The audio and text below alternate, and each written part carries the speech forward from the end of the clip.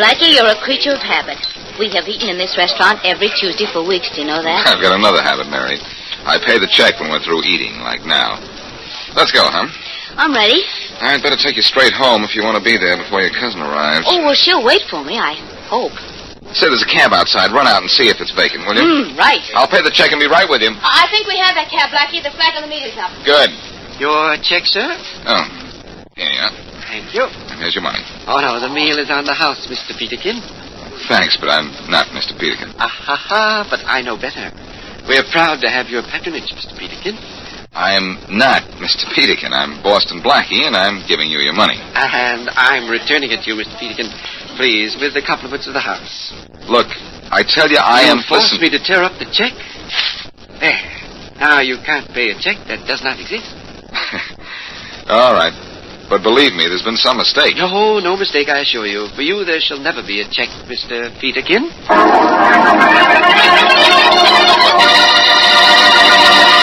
Now back to Dick Calmer's Boston Blackie. Enemy to those who make him an enemy, friend to those who have no friend.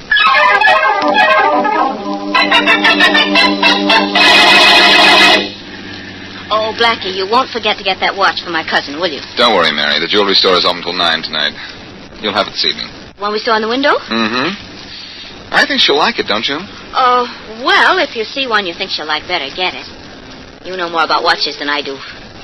On 11th Dale Avenue, miss. Here we are. Hold the flag, driver. I'm going on. Right. Don't bother to see me to the door, Blackie. I'll be all right. You always are. I'll call you later. Now, you won't forget to get that watch, will you? Right, Mary, I promise. I'll have a messenger deliver it. Thanks, darling. Night. Night. 51 Sunset Parkway, driver, and step on it. You don't have to tell me where you live, Mr. Peterkin. What did you call me? Mr. Peterkin, Mr. Peterkin. Now, wait a And minute. if you think this hall is going to cost you anything, you're wrong. Now, look here. It's a pleasure to have you in my cab.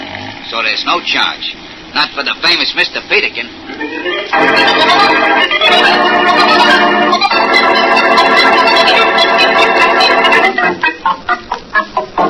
Good evening. I'd like to see a watch, please, like the one you have in the window there. I think you mean this one, don't you, sir? Yes, that's it. It's a lovely thing. How much? $90, sir, but naturally... Naturally what? Naturally, there'd be no charge for you, Mr. Peterkin. Now, wait a minute. My name is Boston Blackie. You're very modest, Mr. Peterkin, but I happen to know who you are, and I'm proud to give you this watch. I tell you, I am not Mr. Peterkin. I'm now, Boston... please, Mr. Peterkin, I meant no offense. Look, this is the third time in the last hour that someone has called me Mr. Peterkin. I am not Mr. Peterkin, and I am not accepting the watch without paying for it. Here's $90. But I couldn't take the money from Mr. Peterkin. Maybe you can't take it from Mr. Peterkin, but you can take it from me. And take it from me, you're taking that $90. Here. And do me a favor, will you? Believe my name is Boston Blackie. Do you understand? Of course, I understand. Your name is Boston Blackie, Mr. Peterkin.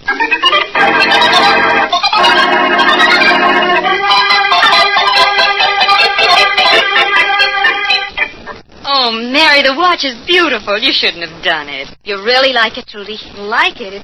It's the most beautiful watch I've ever seen. But you've certainly spent a lot of money on just an ordinary cousin. I haven't spent it yet. Blackie got it, and I haven't paid him for it. And besides, you're not just an ordinary cousin. Oh, it's lovely, Mary. Oh, I told Blackie not to have it engraved for you. Until after you'd seen it, that is. And now, be honest with me, Trudy. Is it really the kind of watch you like? Oh, who wouldn't like a watch like this? Well, all right, then. You can have it engraved this evening. Blackie said he got it at Brandon's. That's not far from here. We can run right over. Oh, I'd like to, Mary, but my train leaves at midnight, and there are some things I have to do downtown before train time. Oh, I see. I'll have it engraved when I get back. Well, all right. I guess that... Wait a minute. I can take it over to Brandon's for you. I can have it engraved and send it to you. Oh, Mary, would you take it over to the jeweler's for me? That'd be wonderful. Well, sure. Let's see. It's 8 o'clock now. I can take the watch to Brandon's right away, call for it tomorrow, and send it to you then. You're sure it won't be too much trouble? Trouble? This, Trudy, promises to be the least troublesome night of my life. Knock on wood.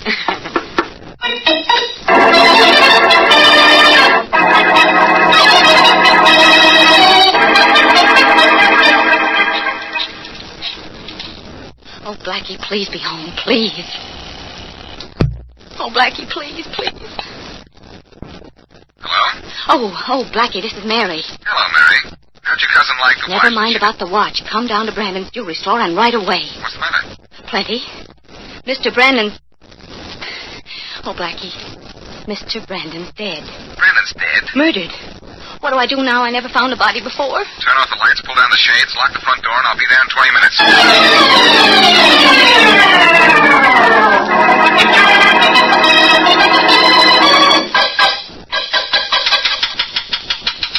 Open up, Mary. It's Blackie. Coming. Are you all right? I don't know. I think I've aged. Sure, 20 whole minutes. Where's the money? It's over there behind the counter. You want me to turn on a light? No, raise the shade a little bit, will you? The window. The street lamp won't be light enough. Is that high enough? Yeah. I can see the body now. It's Mr. Brandon. He waited on me a little over an hour ago. And sold you the watch? Yep. Funny thing, too. He insisted that my name was Peterkin. I had to force him to take money for the watch. Oh, Blackie, you're joking. I think he was.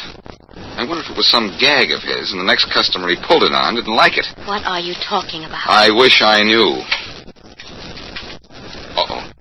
Somebody's opening the front door. Oh, my gosh, it's a special policeman. I'll do the talking, Mary. Good evening, officer. We were just about to send for one of your gang. Whoever locked this door a few minutes ago sent for me. Forgot to throw the alarm switch, and we got a signal at our headquarters. What's the matter down here? Do you know the owner of the store? Sure, Sam Brandon. Would you know him if you saw him dead? Huh? Dead? Where? Turn your flashlight over there, at the aisle between the two counters. Where? Like this? I don't see him. Is that Sam Brandon? He sure is. Don't move, either of you. You're both taking a little ride to police headquarters.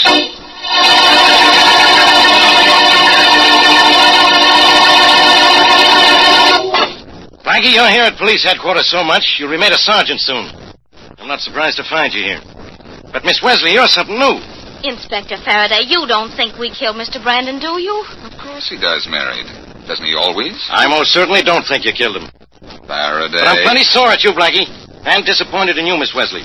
Don't either of you know better than to get mixed up in these things? Well, when I found the body, I didn't know what to do. You should have called the police right away. I told him not to, Faraday. I wanted to have a look at the body before anything was moved. Oh, you did? Well, take your body out of here and out of this case. And keep it out. But Faraday... Don't argue with Inspector Faraday, darling. Come on, let's Just go. a minute, Mary. Just a minute. Faraday, are you sure you're all right? Well, I've never felt better in my life. And you've never been cleared of murder any faster in your life. What have I done to clear myself but wait here in your office? While you waited, I found out when Brandon was killed, what kind of a gun killed him, and where you were at the time of the murder. You're clear, so clear out of here. Both of you. Faraday, I want to congratulate you. For once, you've proved you're the good cop I always thought you were. Get out of here. Yeah? Inspector Faraday? Yeah, what do you want? I'm Robert Winston at Belvedere Insurance Company, claim agent. Oh, yeah. Your office said you're on the way down. In connection with the murder of Sam Brandon, huh? I'm going to have to ask you for a little help, Inspector. Well, I'll do everything I can. I understand the police found 2 people with Brandon's body. Yeah. As a matter of fact, these are those 2 people now. Boston Blackie, Miss Mary Wesley. Hello. How do you do? These people are under arrest, of course. No, they're not. All Miss Wesley did was walk in the store and find the body. All Blackie did was come down and wait with her until the police arrived. You aren't holding him?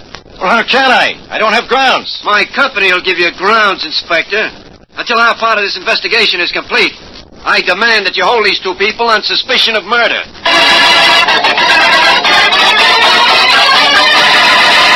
Now, back to Boston Blackie.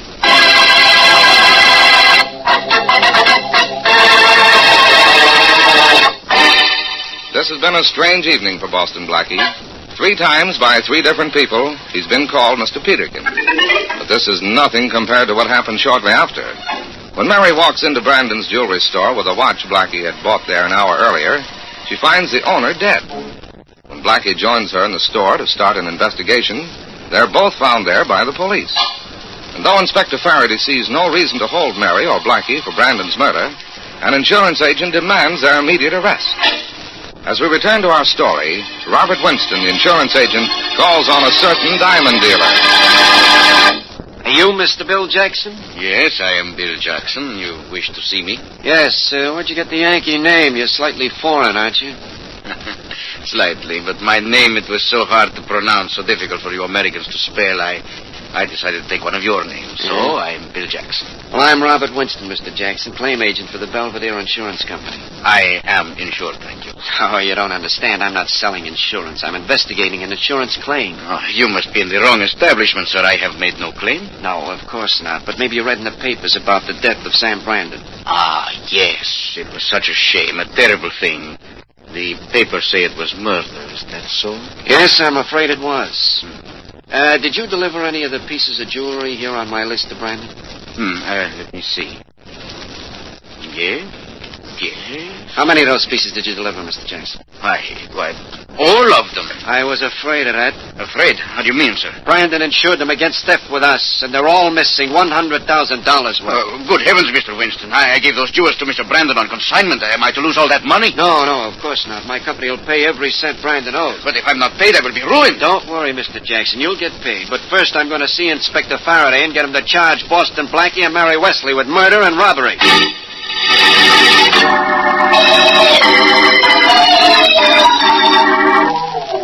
Look, Inspector Faraday, here's the list of the stuff that's missing from Brandon's store. Look at the size of it. I see the size of it, Winston. Then why did you let Blackie and the Wesley girl go? Because I know they didn't rob Brandon's store or kill Brandon. Look, did you do your job at least up to the point of searching Blackie and the Wesley woman before you let them go? Sure, but that was just routine. Do you have a list of what you found on them? Right here on my desk. But all they had on them were their own personal possessions. Let me see the list. Help yourself. Blackie had a pocket knife, small coins, various bills, and but the usual stuff you always find in a man's pocket. Now will you be happy? Let's see the list of Miss Wesley's things. Here. What a list it is. Why do women carry all that junk? She had a silver comb, silver wristwatch, lipstick powder, various bills, small coins. Gold Ajax wristwatch. Well, so what? So look on this list of items taken from Brandon's store. One gold Ajax wristwatch. Did you see that gold wristwatch yourself? Yeah, I did. Describe it. Well, it was an Ajax square case, a convex crystal. The face of the dial was yellow, and the band was a black cord with a gold clip. Look at the description on this list of the Ajax watch missing from Brandon's store. Square case, convex crystal, dial yellow, numerals Roman, black cord with gold clip.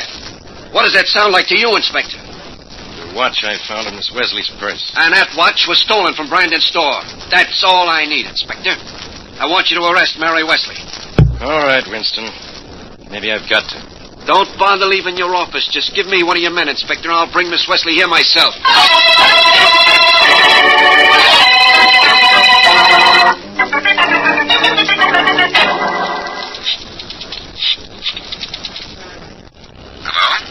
Hello, Blackie. Mary. Anything the matter? Oh, nothing particularly. I was just reading in the paper about the Brandon murder. I see they still don't know why he was killed. No, they probably find out it was a robbery, Mary. And all Faraday has to do is to find some of the stolen articles, trace them, and he'll find Brandon's killers. I'm more concerned with that Peterkin angle. I can't figure out who changed my name and why. Oh, Blackie, there's somebody at the door. I'll call you back. Wait, Mary. Are you expecting anyone? No, not. Well, look, Faraday's been much too quiet. It isn't like him to leave either one of us completely alone after we've been found with the body. So leave the phone off the hook. Your caller may be the inspector. Yeah. Just a minute. Oh, I get it. If it's the inspector or someone else from the police department, I'll steer them over to the telephone so you can hear, huh? Good girl. Now look at me. Right. Come in. Miss Wesley? Oh, Mr. Winston. How's the insurance business? Fine, Miss Wesley. Fine. Do you always bring a policeman when you make your calls? No, only in cases like this, Miss Wesley. That gold wristwatch you had in your bag. Oh, that. It was bought at Brandon's by Boston Blackie. I had it in my purse. Never mind how you got it, Miss Wesley. Do you lying to somebody else? This watch is stolen property. Get your hat and coat. You're under arrest. Now, just a minute, Mr. Winston. Blackie, are you still there? Yes, Mary, I'm here. I heard everything. What do I do now? Go to headquarters with Winston. You won't be there long. Somehow I feel Mr. Peterkin is mixed up in this, and I'm going to find out how before I get mixed up entirely.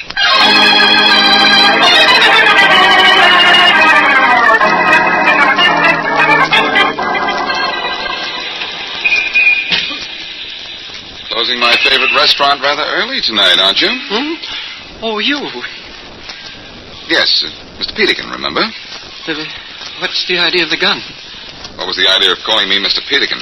Well, That's your name, isn't it? You know very well it isn't. Well, maybe I had you confused with somebody else. I have to go home now. I'll take you home in this cab here. Convenient, isn't it? I've had it waiting here just as it was waiting here last night when you called me Mr. Peterkin. I don't know what you're talking about. Okay, cabby. We're ready. Sure thing. You first, my friend. Of course. Where to, buddy? Don't you mean where to, Mr. Peterkin? Huh? Oh, it's you, huh? Well, where to? Drive to the edge of town and then keep on going. That'll be some fare. I get extra for going outside the city limits. Don't you remember? I'm Mr. Peterkin. I don't pay for anything. Oh, no?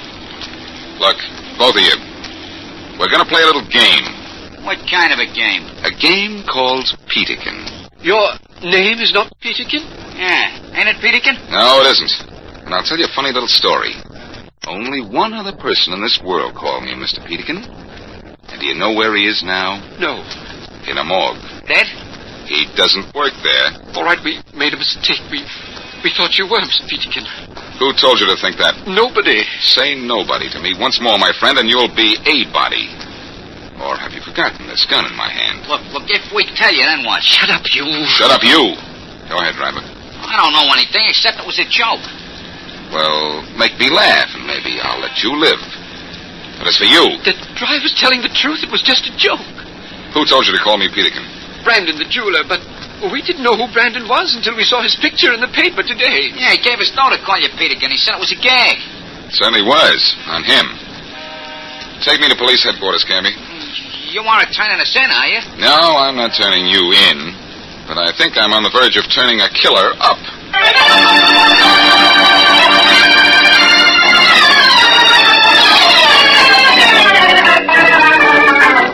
Hello, Faraday speaking. Inspector, this is Bob Winston. Now what do you want? Boston Blackie. I tell you I'm looking for him. But I can't find him. Well, you better find him. I've questioned Miss Wesley, and she insists Boston Blackie gave it a watch. Now, you get me Blackie. I'm trying to. Well, stop trying and get him. Look, Winston, when I can't find Blackie, he can't be found. Hello? Hello? Hang on. It's good. Come in. Hello, Faraday. Blackie, I've been looking everywhere for you. Well, I haven't been everywhere, Faraday. Maybe that's why you didn't find me. Look, Winston made me put Miss Wesley in jail, and he wants you. I know that. Well, I hope you know something else. I'm going to arrest you, but I don't want it. Oh, go ahead and arrest me, Faraday. I won't mind. If you book me under the name of Peterkin. Peterkin? What are you talking about? A little plot to make it look as if I robbed Brandon's jewelry store. It's a crazy story, Faraday. Yeah. Brandon paid a restaurant cashier and a cab driver to call me Mr. Peterkin and refused to take money from me. Why? So that when I walked into his store an hour later, and he called me Mr. Peterkin and refused to take money for his watch, I'd walk out without a sales slip. That's all he needed to make it appear that the watch was stolen, which he was going to claim later. When you said that was a crazy story, you were making an understatement. I can't believe a thing like that, Blackie. Look, Faraday, of all the stuff stolen from Brandon, what's turned up? Only the watch found on Miss Wesley. That backs up my story, because all Brandon needed to establish the fact that his store had been robbed was to have the police find one missing article. He wanted to establish the fact that his store had been robbed. Blackie, that sounds as if Brandon robbed his own place. I think he was in on the deal, Faraday. And the merchandise, supposedly stolen, is just hidden somewhere. Do you have a complete list of the missing property? Sure, right here. Look at the length of it. Some haul. But, Blackie, if Brandon robbed his own store, why was he killed? And who killed him? His accomplice, probably. The motive? To keep from splitting with Brandon. Say, according to this list, everything stolen from Brandon was delivered by the same wholesale jeweler. Bill Jackson. Yeah, on consignment, too. But Brandon was insured, and Jackson is going to get his money just the same. Doesn't it seem rather odd to you that, with the exception of the watch, Brandon was robbed of only the jewels he'd bought from Jackson? Say, that is funny, isn't it? It's funny enough to make Jackson laugh himself sick. Suppose Jackson never delivered these diamonds, and Brandon then reported them stolen. Jackson still has his diamonds, plus a cut of Brandon's insurance money. Then Jackson was Brandon's accomplice. Maybe, unless Winston was. Winston? For a split of the insurance payoff? Winston's been trying awfully hard to prove that Mary and I robbed Brandon's store. All he needs is proof of robbery to get his company to pay the claim. You see what you can get out, find out about him. I'm going to call on Jackson. Can you tell me anything about him? Sure. Well, he talks with an accent, for one thing. What kind? I just talked to him on the phone. It's hard to tell. Central European, maybe. Like this? Inspector Faraday, I am Edward Blackburn. It is good to see the police working for justice. Well, that's pretty close. But what's the idea? If you want to talk to a guy, it is sometimes smart to talk his language.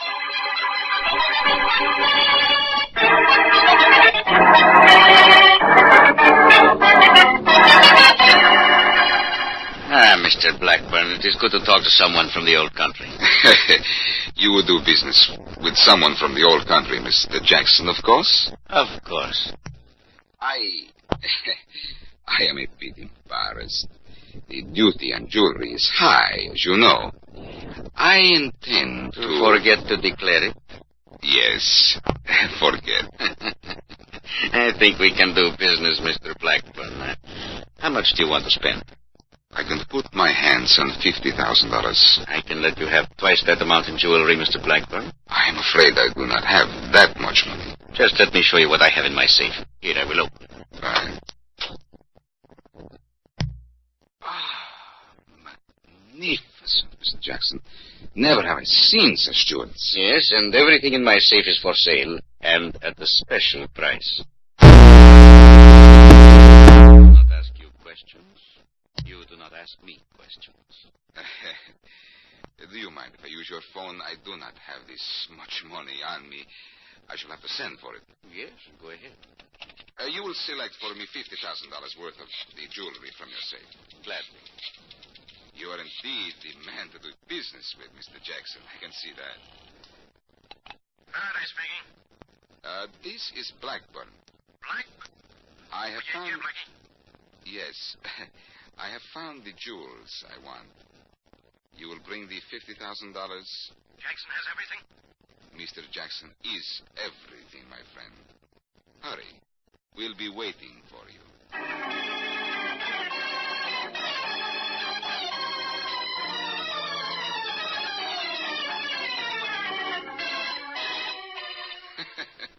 You should have seen Jackson's face when Faraday walked in, Mary. It was wonderful. How long did it take Jackson to confess to Brandon's murder? About 5 minutes. Why did he kill him? To keep from splitting the insurance money with him. And he killed Brandon just after you left with the watch you bought for me. When I left Brandon's store without a sales slip for that watch, Jackson was in the back, and Brandon told him the plan had worked. And then all Brandon had to do was to call the police and tell them his store had been robbed. That was the moment Jackson was waiting for. I'm surprised you got away posing as Mr. Blackburn when you talked to Jackson. Oh, I am a wonderful actor. You certainly got that. But how did Brandon work that Peterkin act so beautifully? Well, in the first place, he saw us looking at watches in the store window several times. He was standing in the doorway at the time, remember? Oh, I see now how he was sure his plan would work. He then went to our restaurant and arranged for the cashier and the taxi driver to call you Mr. Peterkin and all that. And then after I came in and bought the watch, Brandon intended to call the police and describe me as the person who robbed the store. Have the police pick me up and find me with the watch. Yeah, but things didn't quite work out that way, did they? No. Jackson got greedy and didn't want to cut Brandon in on the take. So he killed him, and that's that. Certainly is. You know, for a while I thought Mr. Winston had something to do with all this. Well, he didn't. I've got to leave now, Mary. Will you call me? Will I call you what? Anything. Anything at all except Mr. Peterkin.